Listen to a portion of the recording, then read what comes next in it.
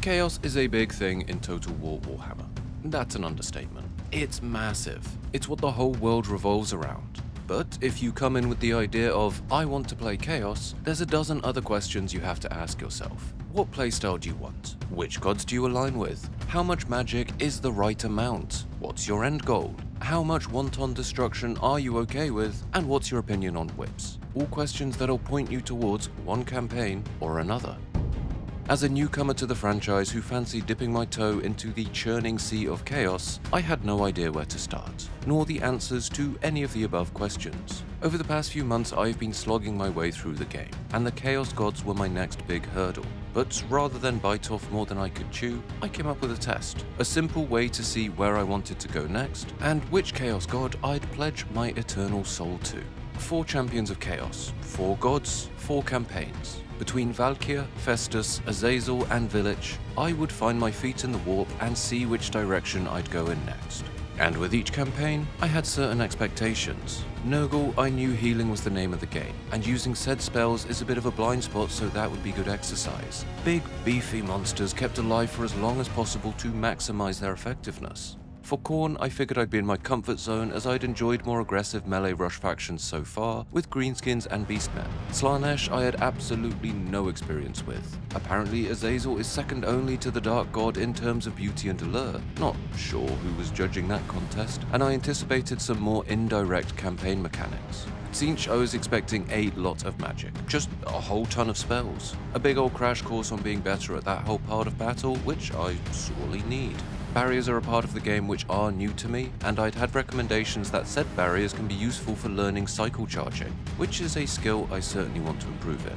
So, the 4 gods: plague, magic, murder, and horniness. Each would have the same test conditions, same difficulty, and same map, which is the Realms of Chaos, for the record, and I know that's a controversial choice, but I really like the shorter turn times. I went through them in alphabetical order, by the gods, not the characters, which I'm now realizing is a little confusing, but it's fine, we will roll with it. First up was Valkia.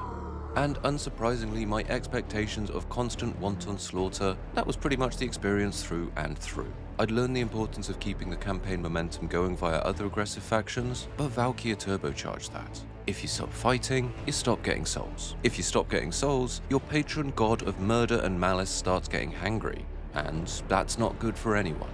It was fast-paced and the decision-making was clear-cut. Burn it all to the ground. Blood for the blood god, and so on. Her approach to combat aligned with what I'd expected, and where I found the beastmen relied on speed to hit and run, Khorne's warriors opted for the simpler hit and keep hitting. All units had an impact. A charging unit of Skull Crushers decimated many a unit and summed up the roster for me. A bit slower than their counterparts, but once they get where they need to be, they pack one hell of a wallop. Something I would end up doing quite a lot with the other campaigns was thinking more about individual unit stats and traits, and actually understanding why things are doing well, an important part of the game which was all noise to me previously as a newer player, paying attention to the effects of armor, leadership, speed, and where units should be placed, which admittedly was not too tricky with Khorne, as everything is angry, strong, armored, and will fight whatever you tell it to fight. The playstyle didn't seem to evolve all that much. I went in with a standard aggressive melee game plan. From my first battle to my last, I wanted a big thing with a big axe to rack up as many kills as possible. Valkia as a lord felt great. She provided what I felt the roster was missing, mainly mobility. She can get anywhere she needs to be, carve a few skulls, then pivot to the other side of the battlefield. All in all, it was a fun campaign. I went in with expectations, which were met. There were a few surprises in the campaign. I'd expected to come knocking on Kislev's door straight away, but ended up in a very bloody war with Malachi. This was a fun matchup with some very satisfying battles, as the dwarves seemed all too happy to meet my Chaos Warriors in the melee. They made worthy offerings to the Blood God, even if their skulls are a bit more fun-sized. Up next was Festus the Leechlord, a lord I'd had some experience with before, but not in the Realms of Chaos. His start on Albion seemed fitting, given I would soon transform it into a green and unpleasant land. Rather than just kill everyone a la Valkia, I was more tactful with Festus, opting to vassalize first and foremost. I needed living populations to cough on each other and spread my plagues after all. This started obvious with the Norscan clans, but then I got a bit more of the civilized world involved in the Pox Party, subjugating parts of Bretonnia and the Empire. I already had an idea of the battle plan going in, that is, big beefy units with lots of healing, but I'd never gotten that far with it before. This campaign led me to some higher tier units, more powerful spells, and there seemed to be one rule for my army. You are not allowed to die. The auto-resolve did not shine kindly on Nurgle, and this was a campaign of turning potential Pyrrhic victories into absolute slaughters. There's something incredibly satisfying about facing down a barrage of Elspeth cannons with barely a splinter to show for it. I had a slow start on using plagues, but as I picked up momentum, I realized how incredibly powerful they can be. Whether I'm looking to supercharge growth on a province, or give armies an edge to roll over enemy stacks. I don't know how a plague gives an entire army the ability to vanguard deploy in an enemy's face, but I'm not questioning it. It's awesome. Festus felt like a boulder that needed that first initial shove, but once he's picked up momentum, there was no stopping him. Armies could be thrown into combat constantly, and I could get a ton of value out of things without needing to micro all that much, which as a new player is welcomed. Obviously there's a lot more depth to areas which I glossed over, but all in all, Festus ticked all of the boxes I wanted him to. But then again, I kind of already knew he would. I went into all this expecting Nurgle to win, so I'm a little biased. But from familiarity to a massive unknown, Azazel and Slaanesh. My expectations here basically boiled down to sultry demons and indirect campaign mechanics. And both of these are true, but I was not ready for the reality of it. Everything is so fast. As someone who enjoys a nice, pacey, aggressive battle plan, seeing how quickly Slaanesh can set the pace was amazing. I don't think I've used a chariot so far in my Total War journey, and after a bit of trial and error, I can comfortably say that I am completely on Team Chariot. They rock. Then there's Azazel, decimating the battlefield from above before swooping in, smashing up a unit and routing anyone who's starting to waver. He did all this while being only 1 degree of separation from being naked. I cannot help but admire his commitment to the bit. I had the means to dictate the pace of battle. The roster can outmaneuver, outflank, and I had a great time using fiends and demonettes to penetrate an enemy's rear, which is the most Slaanesh-y way I can put it. As mentioned earlier, I've been focusing on understanding individual units, and that became doubly important with Slaanesh because there's blind spots on the roster. My first instinct was to replace all my weapons with whips, because, well, why wouldn't I? That's hilarious. But that made me realize, what's my answer to large units? What do I do against armor? I can't just whip all my problems, as much as Slaanesh might get a kick out of that. The approach to building a balanced roster that could deal with problems in the melee, had enough threats on the battlefield, as well as answers to enemy threats. It felt like a satisfying little puzzle. And you might expect me to say that I had a great time with it because the campaign went my way and I'm coming off the back of a win, but no. It was a non-stop comedy of errors. I started out strong after sending Kairos packing, but after that, I made the confusing decision to throw all my efforts into the Ogre Kingdoms. I don't know if Slaanesh has any real desire in ogres, but I thought, sod it, let's get weird with it, and began a war of attrition that ground down my troops. And when Cathay decided to invade, and admittedly I forgot they were there, I was unprepared. I figured that was salvageable until I saw who was leading the charge. Oh Godric, I can already tell where this is going. Sorry Slaanesh, it's over, you lose. It's Tzeentch's turn. Vilitch the Curseling was a surprising one for me. I knew I was getting in for a lot of spell slinging, but that hybrid lord type, one who can get stuck into the melee with his Siamese twin throwing out spells from his behind, I can safely say that's a power fantasy I never thought I wanted. But damn is it fun. The other lords, I got a feel for their battle style fairly quickly.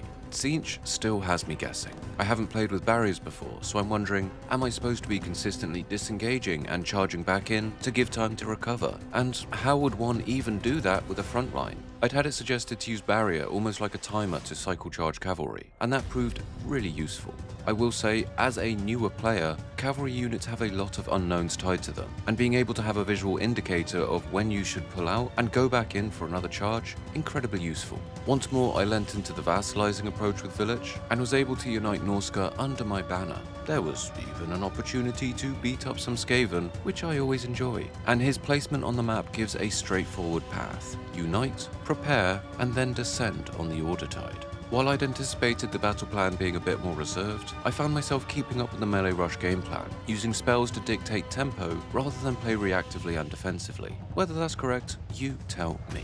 but it led to a style that was familiar, albeit with a few more tricks up my sleeve. I found his campaign mechanics solid. Scouting an entire enemy's land was useful, and getting some horrors added to a stack is great in a pinch. I went into the whole thing thinking it was going to be some awkward mishmash jack-of-all-trades type thing, but it clicked together. Tzeentch had my curiosity, but now he has my attention.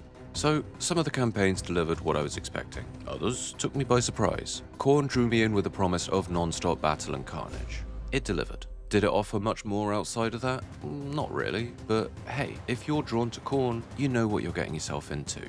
Nurgle felt like a strong all-round faction, leaning more towards the defensive side. I don't mean sit back and let them come to you. You're still on the offensive, but everything your opponent is throwing at you, it bounces off you as you keep healing and buffing your units. Slaanesh had a focus on speed I was not expecting, and with that, careful planning, maneuvering around the battlefield, and high risk versus high reward plays. Battles felt like a great pink blitzkrieg, and the chance of victory depends on how an opponent answered my threats. Tzeentch surprised me the most. It felt a lot more balanced than I was expecting. I figured it would all be spells and hoverboards and birds. And while the monogod leaders may be more like that, as a champion of chaos, Vilitch had a compelling playstyle that tickled both fantasies, as a conniving spellcasting horror, and as a big brutish Norscan warrior.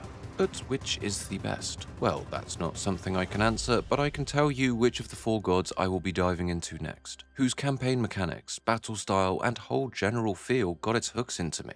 Last chance to get your bets in. 'Cause the winner is Slaanesh. I enjoyed both Nurgle and Tzeentch, with the former slightly ahead of the latter, and both will be on my immediate radar to dive into soon. But there's just something about that Slaanesh playstyle. I absolutely bottled the campaign. I did not make use of the seduction mechanics properly. I got picked apart by ogres. In combat, at its worst, when your chariots and threats are dismantled, it feels hopeless. But at its best, when you're picking off targets, smashing through enemy lines, whipping the ever-living shit out of anything that moves, it's incredible. And after finishing my campaigns with the different champions, I immediately dived right back into Immortal Empires with Azazel. And I hear you, what about Khorne? I can absolutely see the appeal. I didn't have a bad time with Valkia, but that whole melee first charge in and smash mentality, I just had more fun with Greenskins and Beastmen. That's not to say those other factions do it better, that's just what I prefer. I will at some point get around to doing the Khorne monogods, but the other champions, they just got me excited with these other playstyles. I wish I could do it all at the same time, but hey, unfortunately, that's not how time works. Saying that, my original plan was to dive into the other legendary lords of whichever god came out on top. So it is pretty typical that I've picked the one still waiting on a DLC. In the meantime, maybe I'll go into Tzeentch to get a better handle on magic, or maybe I'll give Dark Elves a go. They seem fairly Slaanesh adjacent. Any suggestions of a logical path forward? I'm all ears. I've been letting the community dictate my direction in this journey, and I'm all too happy to take a nudge in the right direction. And your advice and tips make me a better Total War player. There's still other Warriors of Chaos to dive into, and I've had my eyes on Archaon and Be'lakor, though in all honesty the collect them all playstyle was a bit much before these campaigns. Maybe I will have a better chance at it now. Whichever direction I go with it, I know I'm going to have fun. So I'm more than happy to have you guys tip the scales one way or another. And if you're here from the other few videos and here to suggest Skaven once more, I've got some good news for you. I hate them a little bit less now, and I'm starting to consider playing them. I'm currently reading the Skaven Slayer book, which I figured will either coax me into giving them a go, or make my hatred for them burn even brighter. We shall see. But anyway, thanks for joining me today and seeing how my Total War Warhammer journey is going. I'm still as excited as ever to be playing this game, and there will be more to come. I keep a varied spread of strategy games going on the channel as well as other things, but Total War is what I'm playing the most right now, so you can expect a bit more representation from that. Get yourself subscribed if you want to keep on this journey with me, and I will see you for the next leg.